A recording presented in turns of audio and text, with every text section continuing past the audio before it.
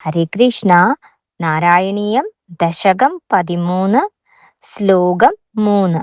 അഹോ ആരണ്യോയം മൃഗ ഇതിഹസന്തം ബഹുതരേർ ദുരുക്തേർവിദ്യന്തം ദിദിസുതമവജ്ഞായ ഭഗവൻ മഹീം ദൃഷ്ട്വാ ദംഷ്ട്രാ ശിരസി ചകിതാം സ്വേന മഹസാ പയോധാവാധായ പ്രസവമുദയുങ്താമൃതവിധൗ.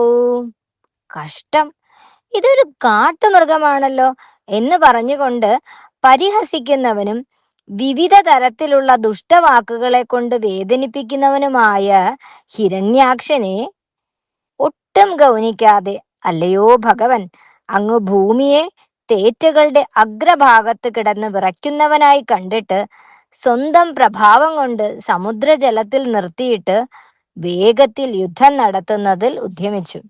അപ്പൊ ഹിരണ്യാക്ഷൻ ഭഗവാനെ കളിയാക്കുകയാണ്, ഭഗവാന്റെ വരാഹ അവതാരത്തിനെ കളിയാക്കുകയാണ്. അതൊന്നും ഭഗവാൻ കേട്ടതായി ഭാവിച്ചില്ല. ഭഗവാൻ ആ ഭൂമിദേവീനെ വളരെ മൃദുവായി സമുദ്രജലത്തിൽ നിർത്തിയിട്ട് ഹിരണ്യാക്ഷനുമായി യുദ്ധം ചെയ്യാനായിട്ട് പുറപ്പെട്ടു. അപ്പോ ഹിരണ്യാക്ഷനും ഭഗവാനുമായിട്ടുള്ള യുദ്ധമാണ് അടുത്ത ശ്ലോകത്തില്.